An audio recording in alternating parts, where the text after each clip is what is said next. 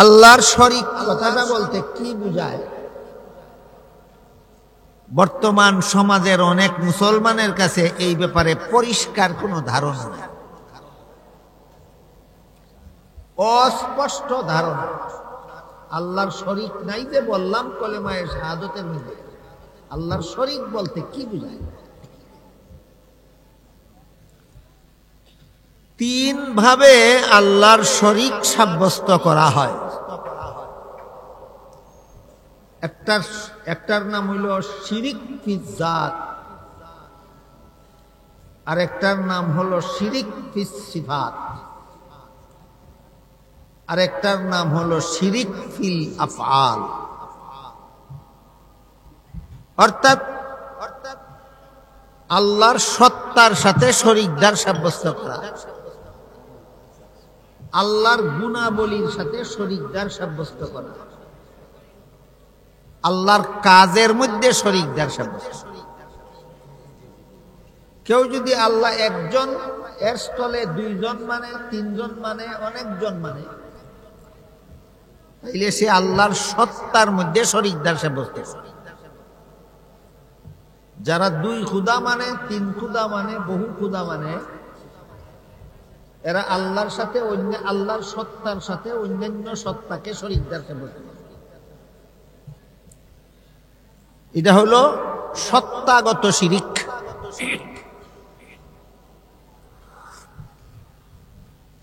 যেমন ইহুদিরা মানে দুই খুদা, আল্লাহর সাথে আরেক খুদা শরীকদার সাব্যস্ত করে। খ্রিস্টানেরা মানে তিন খুদা, আল্লাহর সাথে আরো দুইজন শরীকদার সাব্যস্ত করে তিনজন মানে। আমি আশা করি আপনারা কেউ না কেউ জানেন যে খ্রিস্টানেরা আল্লাহর সাথে আর দুইজন কারে কারে শরীকদার সাব্যস্ত করে। হ্যাঁ, একজন হলেন ঈসা আলাইহিস সালাম, আর একজন হলেন ঈসা আলাইহিস সালামের মা মরিয়ম।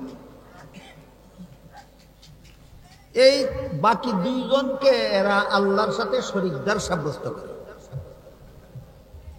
এটা কাজের মধ্যে শরীকদার সাব্যস্ত করলো না, এটা গুণের মধ্যে শরীকদার সাব্যস্ত করলো না, এটা আল্লাহর অস্তিত্বের মধ্যে শরীকদার সাব্যস্ত। এটাকে শিরিক ফি জাত বলা হয়, আল্লাহর অস্তিত্বে শরীকদার। এক রকমের শিরিক। ইহুদিরা দুই খুদা মানার কারণে এরা মুশরিক, খ্রিস্টানেরা তিন খুদা মানার কারণে এরা মুশরিক, মূর্তি পূজারীরা বহু খুদা মানার কারণে তারাও মুশরিক। আরেক প্রকার শিরিকের নাম শিরিক ফিস সিফাত, আল্লাহর গুণাবলীর সাথে শরীকদার সাব্যস্ত। এবার আল্লাহর সত্তার সাথে শরীক না গুণাবলীর সাথে শরীক? গুণাবলীর সাথে শরীক। আল্লাহর কতগুলি আলাদা গুণ আছে যে গুণগুলি আল্লাহ আর কাউকে দান করেনি। নাকি আপনারা মনে করেন আল্লাহর কোনো আলাদা গুণ নাই? অনেক গুণ আছে আল্লাহর আলাদা, এগুলি আল্লাহর বৈশিষ্ট্যপূর্ণ। আল্লাহর একক গুণ, এমন গুণ আল্লাহ আর কাউকে দান করেননি। যেমন এই মর্মে আল্লাহ পাক রব্বুল আলামিন পবিত্র কোরআনের এক আয়াতে বলেন, ঠিক দেন নেই, কুল লা ইয়ালামু মান ফিস সামাওয়াতি ওয়াল আরদিল গায়বা ইল্লাল্লাহ।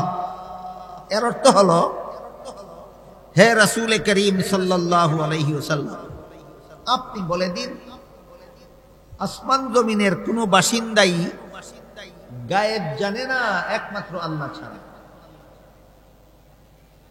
আসমানের কোনো বাসিন্দাও গায়েব জানে না, জমিনের কোনো বাসিন্দাও গায়েব জানে না, গায়েব জানেন একমাত্র আল্লাহ। গায়েব জানেন একমাত্র আল্লাহ। যেমন একটা উদাহরণ, কিয়ামতের কতদিন বাকি? কিয়ামতের কতদিন বাকি? আসমানের কোনো বাসিন্দাও সেই প্রশ্নের জবাব জানে না, জমিনের কোনো বাসিন্দাও এই প্রশ্নের জবাব জানে না, একমাত্র আল্লাহ জানেন এই প্রশ্নের জবাব। যেমন আল্লাহ কোরআনে বলেন,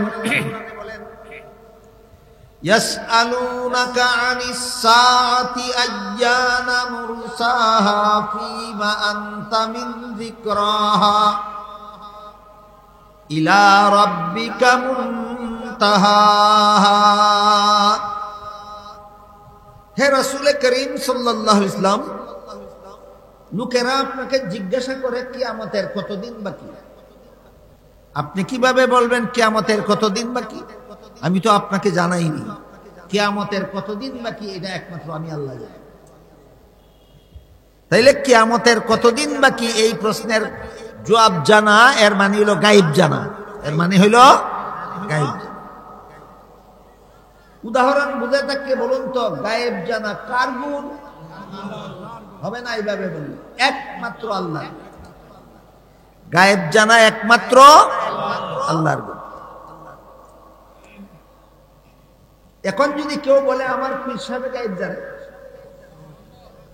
আমার পীর সাহেব আমার মনের কথা জানে, আমার পীর সাহেব আমার গোপন অবস্থা জানে, যথেষ্ট পরিমাণ মুসলমান পরিচয়দারী আমাদের সমাজে বাস করে, যারা নিজেদের পীর সম্পর্কে এইরকম ধারণা পোষণ করে।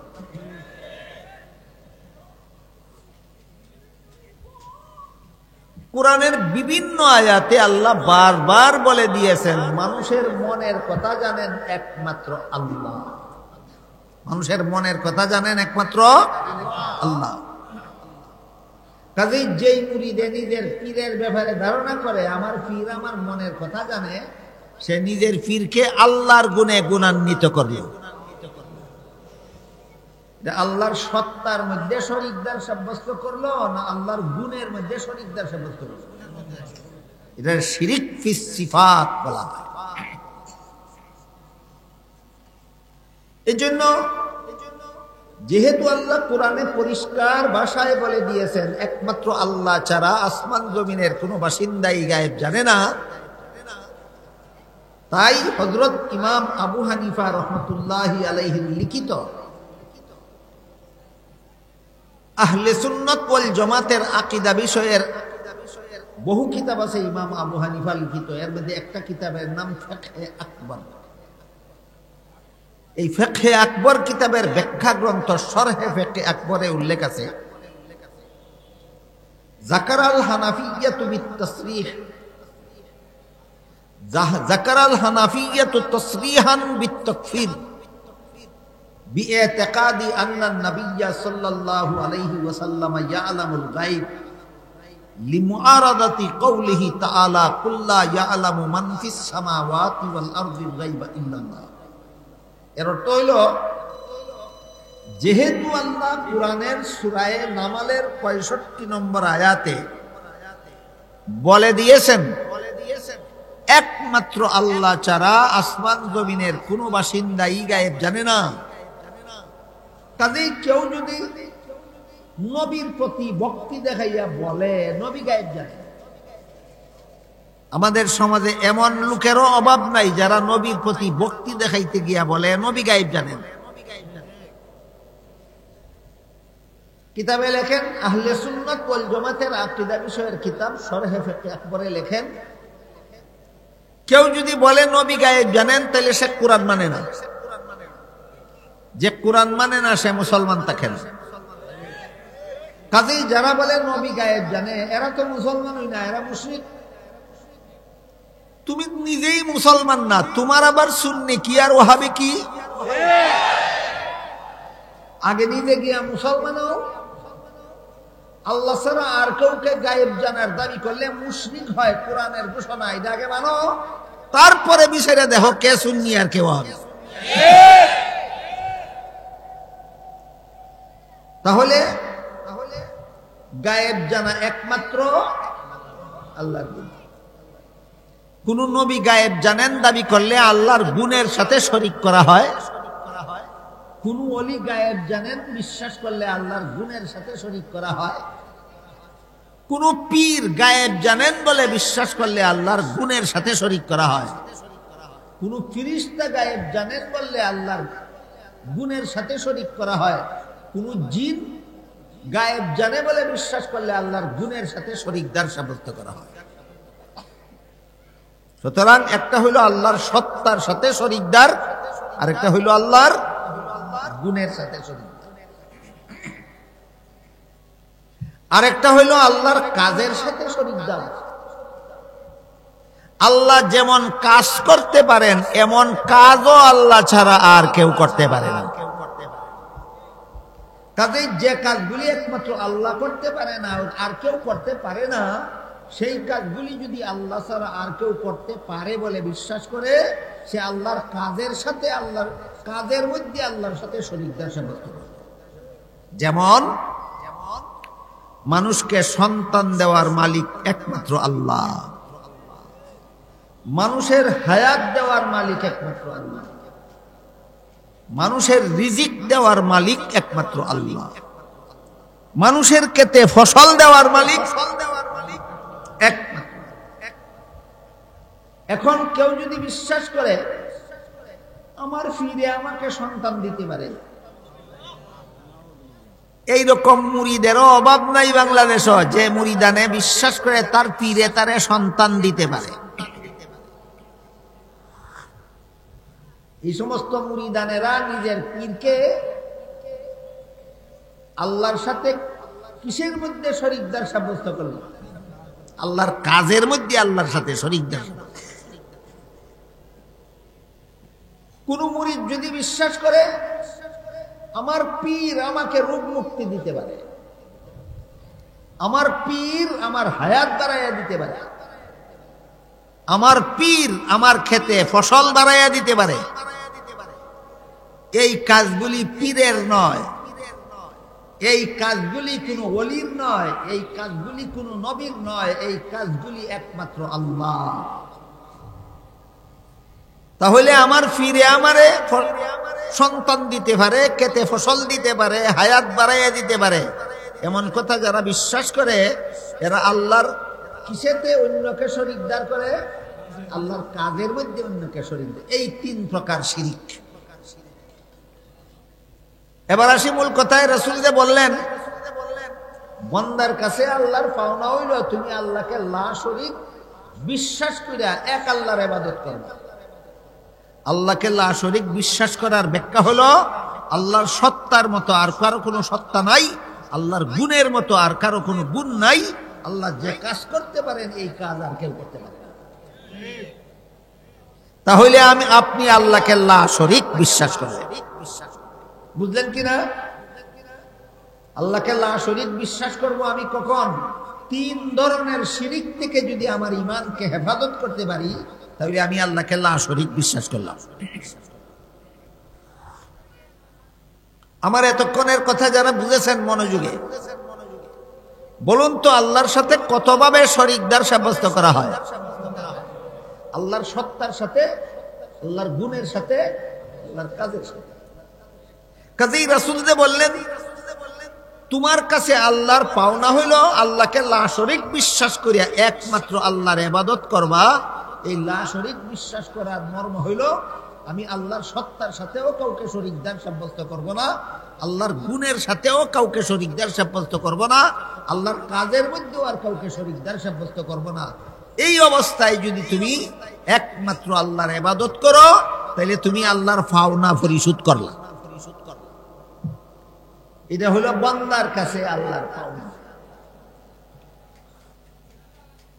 এই তিন পদ্ধতির কোন না কোন পদ্ধতিতে যারা আল্লাহর সাথে আর কাউকে শরীকদার সাব্যস্ত করে তাদের ঈমান থাকে না, ঈমান ধ্বংস হইয়া যায়। বলেন আল্লাহর সাথে শরীকদার সাব্যস্ত করলে তিন পদ্ধতির কোন পদ্ধতিতে আল্লাহর সাথে শরীকদার সাব্যস্ত করলে ঈমান থাকে না ঈমান ধ্বংস হইয়া যায়? কথাটা বোঝার জন্য একটা উদাহরণ দেই। আপনাদের জানা মতে ওযুর কত ফরজ? 4 ফরজ। 4 ফরজ আদায় করে ওযু করার পরে পেশাব করে দিলে ওযু থাকে না ভাঙা যায়? 4 ফরজ আদায় করে ওযু করার পরে বায়ু ছাইরা দিলে ওযু থাকে না ভাঙা যায়? 4 ফরজ আদায় করে ওযু করার পরে পায়খানা করে দিলে উযু থাকে না, ভাঙিয়া যায়। ঠিক তেমনি ভাবে লা ইলাহা ইল্লাল্লাহ মুহাম্মাদুর রাসূলুল্লাহ কলেমা গ্রহণ করার পরে আল্লাহর সত্তার সাথে শরীকদার সাব্যস্ত করলে ঈমান ধ্বংস হইয়া যায়। আল্লাহর গুণের সাথে শরীকদার সাব্যস্ত করলে ঈমান ধ্বংস হইয়া যায়। আল্লাহর কাজের সাথে শরীকদার সাব্যস্ত করলে ঈমান ধ্বংস হইয়া যায়। কাজে আল্লাহর কাছে কোন ঈমান গ্রহণযোগ্য? শিরিক মুক্ত। এটা মনে রাখতে হবে সারা জীবন আমাদের। কোন ঈমান আল্লাহর কাছে গ্রহণযোগ্য? শিরিক মুক্ত ঈমান। আল্লাহর সাথে শরীকদার সাব্যস্ত করে তুমি ঈমান আনলে তোমার ঈমান থাকে না, ঈমান ধ্বংস হয়ে যায়। আনুষঙ্গিকভাবে আরেকটা কথা জেনে নেই। রাসূল যে বলেছেন আল্লাহকে না শরীক জানা একমাত্র আল্লাহর ইবাদত করবা, সেই ইবাদতও বিদআত মুক্ত হওয়া শর্ত। ইবাদত নবীর সুন্নাত মতে করতে হবে। মন গড়া পদ্ধতিতে ইবাদত করলে সেটা বেদাত হবে। ইবাদত যদি বেদাত মুক্ত না হয় এই ইবাদত গ্রহণযোগ্য নয়। কাজেই আমাদের ঈমান হতে হবে শিরিক মুক্ত, আর ইবাদত হতে হবে বেদাত মুক্ত। এবার একটু বোঝার চেষ্টা করি বেদাত কারে কয়। রাসূল করিম সাল্লাল্লাহু আলাইহি ওয়াসাল্লাম পরিষ্কার ভাষায় বেদাতের পরিচয় দিয়া বলেন, ইয়াকুম ওয়া মুহদাসাতিল উমুর ফা ইন্না কুল্লা মুহদাসাতিন বিদআতুন ওয়া কুল্লা বিদআতিন দালালা ওয়া কুল্লা দালালাতিন ফিন্নার, আও কামা ক্বালা আলাইহিস সালাতু ওয়াস সালাম। আল্লাহর রাসূল বলেন, সাবধান আমার উম্মত মুসলমানেরা, মন গড়া পদ্ধতিতে ধর্ম পালন করবা না, মন গড়া পদ্ধতিতে সওয়াবের কাজ করতে যাইবা না, এটার নাম ওই বেদাত।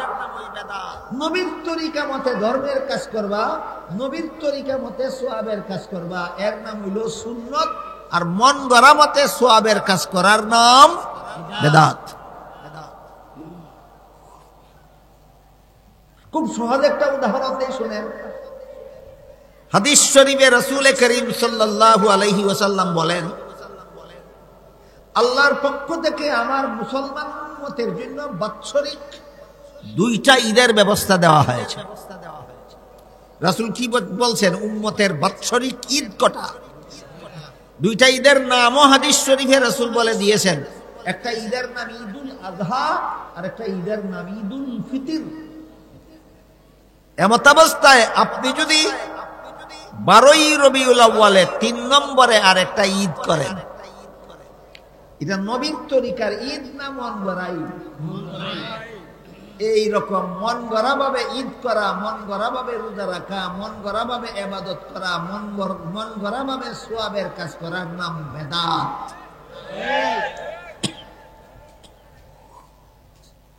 তাহলে ঈদে মিলাদুন নবী শরীয়তের বিধান মতো সুন্নাত না বেদাত?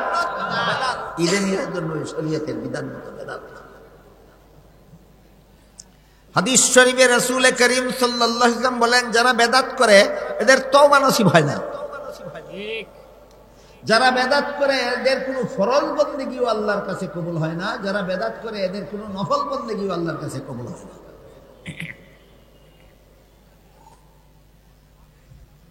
আমাদের সমাজে যথেষ্ট পরিমাণ পীর আছে, পীর, যারা নামাজ রোজা ইবাদত বন্দেগীর ধার ধারে না। বলে মারিফত হাসিল হইয়া গেলে নামাজ রোজা লাগে না। কি হাসিল হইয়া গেলে? মারিফত হাসিল হইয়া গেলে। অথচ আল্লাহ পাক রব্বুল আলামিন আপনাদের নবী মুহাম্মদুর রাসূলুল্লাহ সাল্লাল্লাহু আলাইহি ওয়াসাল্লামকে সম্বোধন করে বলেন, ওয়া'বুদ রাব্বাকা হাত্তা ইয়াতিয়াকাল ইয়াকিন। আপনি আল্লাহ রাসূল আপনি কারে বলছেন? এখানে রাসূলকে বলছেন। আল্লাহ এখানে আপনি কারে বলছেন? রাসূলকে বলছেন। আল্লাহ বলেন, রাসূল আপনি মরণ পর্যন্ত ইবাদত করে যেতে হবে, মরণ পর্যন্ত ইবাদত করতে থাকে। তাহলে আল্লাহ যে আমাদের রাসূলকে মরণ পর্যন্ত ইবাদত করার হুকুম দিলেন, মরণের আগে রাসূলের মারিফত হাসিল হইছে না। বলেন আপনাদের নবী বেশি মারিফত হাসিল করছিলেন না সমাজের ফিরেরা মারিফত বেশি হাসিল করছিলেন? তাইলে নবীকে বলেন মরণ পর্যন্ত ইবাদত করতে হবে, প্রমাণ হইল মারিফতের দ্বারা ইবাদত রহিত হয় না। মারিফত হাসিল হইলেও 5 বেলার নামাজ ফরজ থাকে, মারিফত হাসিল হইলেও রমজান মাসে রোজা রাখা ফরজ থাকে, মারিফত হাসিল হইলেও গান বাজনা হারাম থাকে, মারিফত হাসিল হইলেও আল্লাহর ইবাদত বন্দেগী করা ফরজ থাকে। কাজেই যে সমস্ত ফিরেরা কয় মারিফত হাসিল হইলে নামাজ লাগে না, রোজা লাগে না, পর্দা লাগে না, এগুলি সত্যই মারিফত না মারিফতের নামে ভণ্ডামি? এগুলি মারিফত নয়, মারিফতের নামে ভণ্ডামি। আল্লাহ এবং আল্লাহর রাসূল কুরআন এবং হাদিসের মাধ্যমে কতগুলি বিষয়ে হারাম সাব্যস্ত করে দিয়েছেন। একটা হলো নারী পুরুষ বেপরদা চলা হারাম, আপনারা কি জানেন? হালাল হারাম। একটা হলো গান গাওয়া হারাম, গান শোনা হারাম। একটা হলো বাজনা বাজানিও হারাম, বাজনা শোনাও হারাম। এখন বলেন যে সমস্ত ফিরেরা মহিলাদের কি নিয়ে মাজারে যায়, উরুস করে, পর্দা কইরা না পর্দা লঙ্ঘন করি? হালাল না হারাম?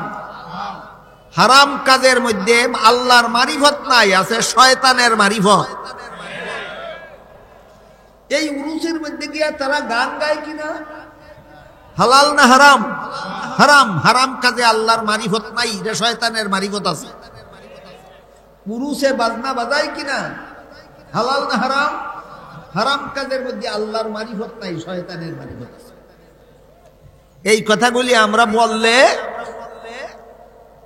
তারা জবাব দেয়, কয় এই যে মৌলবীরা কয় গান হারাম, বাজনা হারাম, বেপরদা চলা হারাম, নামাজ কাজা করা হারাম, এগুলি শরীয়তের বিধান। মৌলবীরা শরীয়তপন্থী, তারা কইবই এরা শরীয়তপন্থী। মারিফত হাসিল হইয়া গেলে গান হারাম থাকে না, হালাল হইয়া যায়। মারিফত হাসিল হইলে বাজনা হারাম থাকে না, হালাল হইয়া যায়। মারিফত হাসিল হইলে বেপরদা চলা হারাম থাকে না, হালাল হইয়া যায়। কাজেই গান মৌলবীদের জন্য হারাম, আমাদের জন্য হালাল। বাজনা মৌলবীদের জন্য হারাম, শরীয়তপন্থীদের জন্য হারাম। আমরা মারিফতপন্থী, আমাদের জন্য হালাল। বেপরদা চলা শরীয়তপন্থীদের জন্য হারাম, আমরা মারিফতপন্থী, আমাদের জন্য হালাল। এই ইসলামীটা বন্ড ফিরেরা কইরা থাকে, এই কথাগুলি বলে থাকে। আমি একটু সময়ের জন্য তোমরার কথা মাইনা নিলাম, মারিফত হাসিল হইলে শরীয়তের হারাম হারাম থাকে না। স্থায়ীভাবে মাইনা নিলাম না একটু সময়ের জন্য? আমি একটু সময়ের জন্য মাইনা নিলাম, মারিফত হাসিল হইলে শরীয়তের হারাম হারাম থাকে না। তাইলে আবার কও শরীয়তের বিধানে গোবর খাওয়া হারাম, মারিফত হাসিল হইলে? তাহলে তোমরা ভাত না খাইয়া গোবর খাও, মৌলবীর লাগি গোবর খাওয়া হারাম, তোমরা লাগি গোবর খাওয়া হালাল। এবার বলেন শরীয়তের বিধান মতো বলদের পেশাব পান করা হালাল না হারাম? এটা তো মৌলবীদের জন্য হারাম, যে শরীয়ত। তোমরা তোমাদের জন্য হারাম নয়, তোমরা তো মারিফতপন্থী। তোমরা টিউবওয়েলের পানি না খাইয়া বলদের পেশাব খাও। কোনদিনও গোবর খাইতো না, কোনদিনও পেশাব খাইতো, কারণ এটা যে হারাম মানে প্রাণে। তাহলে পরিষ্কার হয়ে গেল মারিফত শরীয়তের হারামকে হালাল করে না। মারিফত শরীয়তের হারামকে হালাল করে। এই মর্মে আল্লাহর কোন ওলি বলে, ইলমে বাতিন হামচু মিসকা, ইলমে জাহির হামচু শির। ইলমে বাতিন হামচু মিসকা, ইলমে জাহির হামচু শির। বেশিরে কায়ে মিসকা শাওয়াদ, কায়ে শাওয়াদ বে শর'এ পীর। এর অর্থ হইল শরীয়ত হইল দুধের মতো, মারিফত ঘিয়ের মতো। যেই ব্যক্তি দুধ রাখে না এক ফুটাও, সব ঢাইলা ভালাইয়া দেয়, হে ঘি কই পাইব? বলেন বলেন। এক ফুটা দুধ রাখে না, সব ফেলাইয়া দেয়। তার কপালে যেমন ঘি নাই, ঠিক তেমনি ভাবে যেই বন্ড শরীয়তের হালাল হারাম মানে না, তার কপালে মারিফত নাই। কাজেই আমাদের ঈমান হতে হবে শিরিক মুক্ত, আর ইবাদত হতে হবে বেদাত মুক্ত, শিরিক মুক্ত ঈমান আর বেদাত মুক্ত আমল আল্লাহর কাছে গ্রহণযোগ্য। কথাগুলি স্মরণ রেখে পরে আমরা হাদিসের বাকি অংশটা বোঝার চেষ্টা করি। রাসূল বলেন বান্দার কাছে আল্লাহর পাওনা দুইটা জিনিস। একটা হলো আল্লাহকে লা শরীক বিশ্বাস করবা। মনে আছে কথা? লা শরীক বিশ্বাস করার পদ্ধতি কটা? তিনটা। আল্লাহর সত্তারও কোনো শরীকদার নাই, আল্লাহর গুণেও কোনো শরীকদার নাই, আল্লাহর কাজেও কোনো শরীকদার নাই। এই তিন ভাবে আল্লাহকে লা শরীক বিশ্বাস করবা, যে তোমার কাছে আল্লাহর 1 নম্বর পাওনা। 2 নম্বর পাওনা হলো বেদাত মুক্ত আমল করবা, এটা আল্লাহ তোমার কাছে আল্লাহর 2 নম্বর পাওনা। শিরিক মুক্ত ঈমান আর বেদাত মুক্ত আমল আল্লাহর রাসূল বলেন তোমার কাছে আল্লাহর পাওনা। কি বুঝলেন হাদিসটা?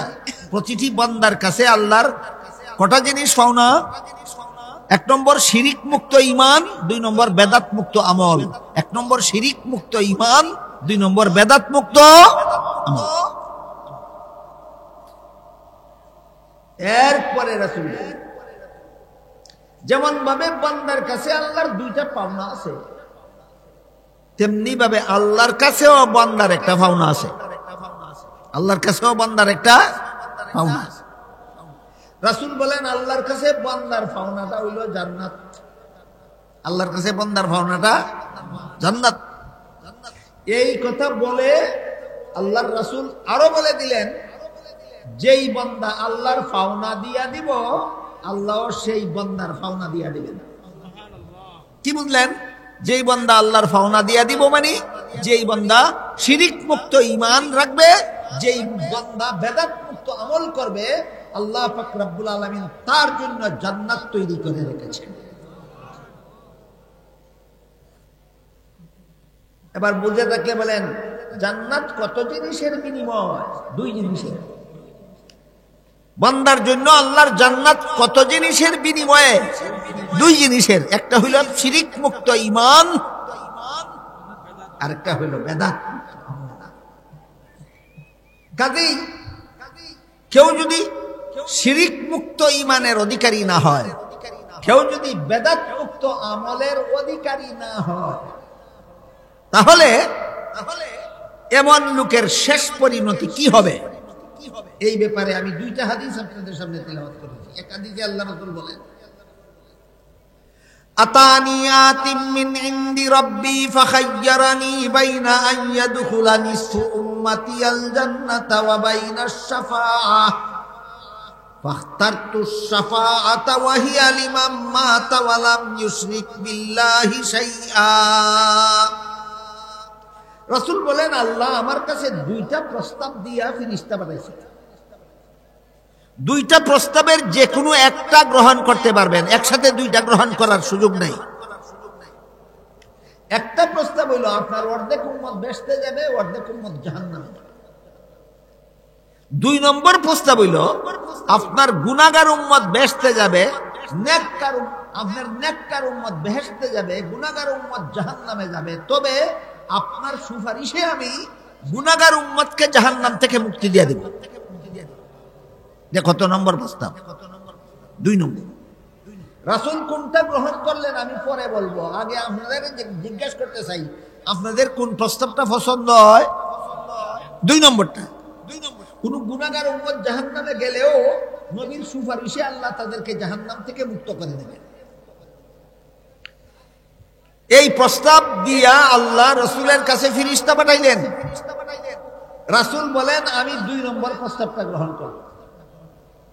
আমার যে সমস্ত উম্মত গুনার কারণে জাহান্নামে যাবে, আমি আল্লাহর কাছে সুপারিশ করব, আমার সুপারিশে আল্লাহ তাদেরকে জাহান্নাম থেকে মুক্ত করে দিবেন। তবে কেউ যদি আল্লাহর সাথে শরীকদার সাব্যস্ত করার মতো গুনাহ করে, তাহলে তার জন্য আমার সুপারিশ হারাম। শিরিক ঈমান যদি শিরিক মুক্ত না হয়, কোন মুমিন যদি আল্লাহ বিশ্বাস করি বলার পরও আল্লাহর সত্তার সাথে শরীকদার সাব্যস্ত করে, অথবা আল্লাহর গুণের সাথে শরীকদার সাব্যস্ত করে, অথবা আল্লাহর কাজের মধ্যে শরীকদার সাব্যস্ত করে, তাহলে তার জন্য নবীর সুপারিশ হারাম। তার জন্য নবীর সুপারিশ আর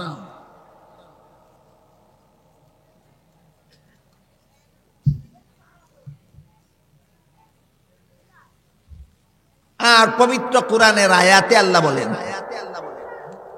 মান ইউশরিক বিল্লাহি ফাকাদ হাররামা আলাইহিল জান্নাহ, যে আল্লাহর সাথে শরীকদার সাব্যস্ত করবে তিন পদ্ধতির কোন পদ্ধতিতে, যে তিন পদ্ধতির কোন পদ্ধতিতে আল্লাহর সাথে শরীকদার সাব্যস্ত করবে, আল্লাহ বলেন তার জন্য আমার জান্নাত চিরতরে হারাম।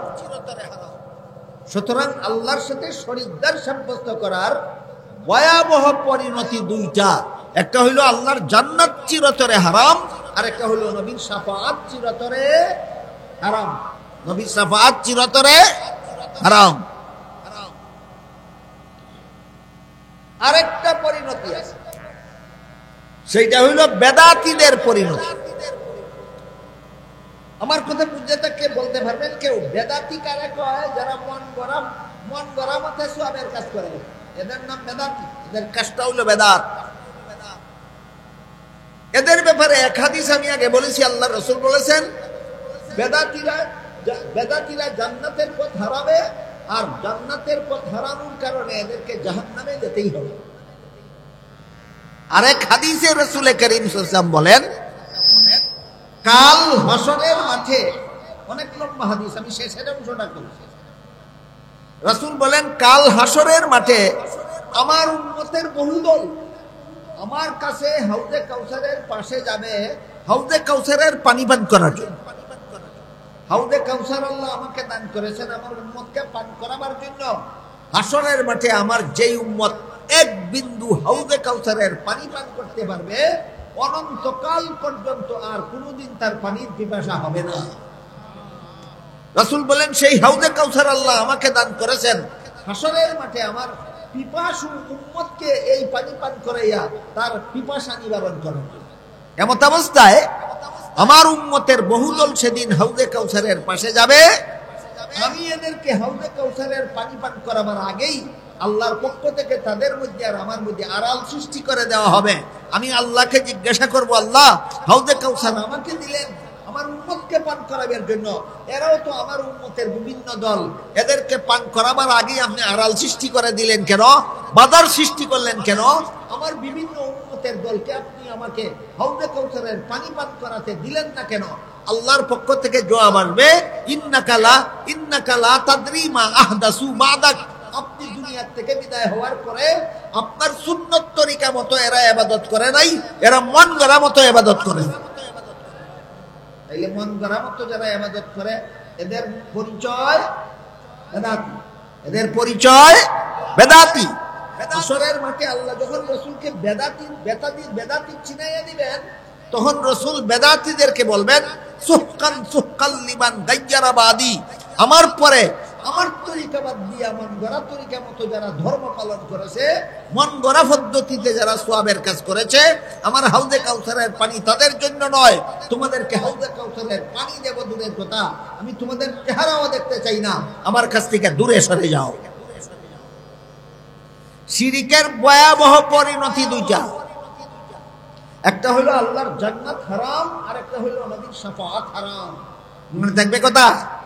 শিরকের ভয়াবহ পরিণতি কটা?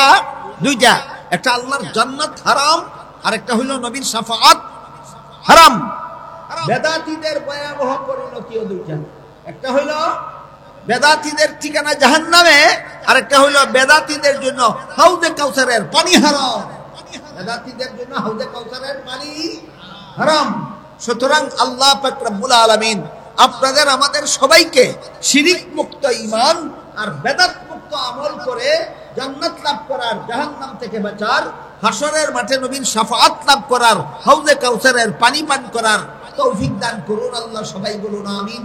সুবহান রাব্বিকা রাব্বিল ইজ্জাতি আম্মা ইয়াসিফুন ওয়া সালামুন আলাল মুরসালিন ওয়ালহামদুলিল্লাহি রাব্বিল আলামিন।